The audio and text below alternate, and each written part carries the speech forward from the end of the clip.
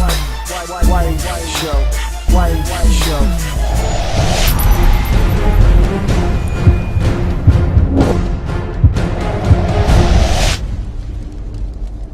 Gravity Rush tells the tale of Cat, that's her name, a girl with powers to shift gravity with her trusty little cat buddy. That's her pet. The cat is her buddy, and she's also named Cat.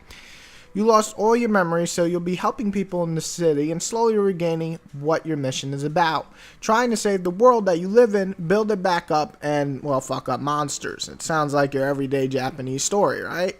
In reality, though, it's pretty interesting and has an interesting twist. The voice acting is limited, but the comic cutscenes are interesting in both the way it looks and the actual storytelling. Kat is a well-made female lead, and you can probably relate to her quickly. She's funny, a little weird, yet lovable.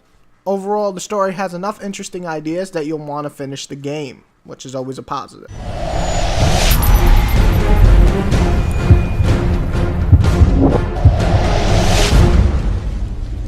The art direction is awesome, simple as that. The game has its own unique anime comic look to it, and it definitely stands out.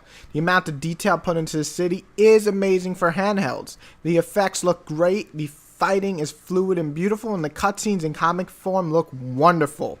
There's nothing bad about the graphics. They look absolutely amazing. Best on the handheld.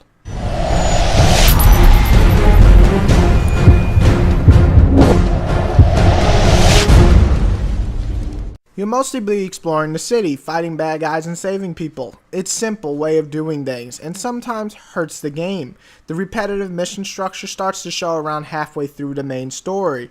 You'll wish that they added a bit more to the actual mission structure.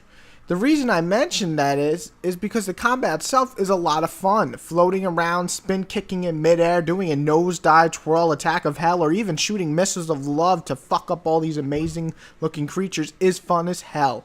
The combat is the highlight, and although sometimes it can be a bit hard to control in the air, the combat itself looks fun and more importantly is fun to use.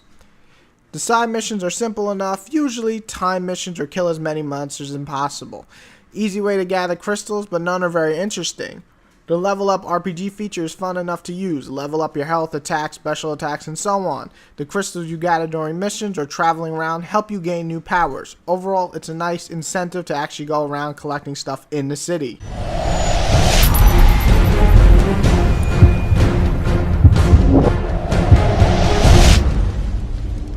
The game is a good step forward for Vita games. It looks wonderful, there's a lot to do, good story, and interesting gameplay. So what did it do wrong? Well, it follows two major additional things. The story mission just sometimes stands out, and other times it's just so freaking boring. I didn't hate them, but I did get bored of saving someone and then having to go save 4 or 5 more cops on top of buildings, and it was just not fun. It's stupid and boring. They could have done so much more. I mean, you're a gravity woman. You should be able to do like awesome, crazy flying missions. I give the title an 8 though, and I really did think it's a great title most of the time, but it was held back by some old ideas that need to just be refreshed. I say give it a try. I can't imagine anyone being disappointed in this one. It's definitely a great title and definitely worth your time. Gravity Rush is pretty kick-ass, just held back by a few things. Motherfucker. Now just remember to take a moment to like, subscribe, and comment. Thank you guys.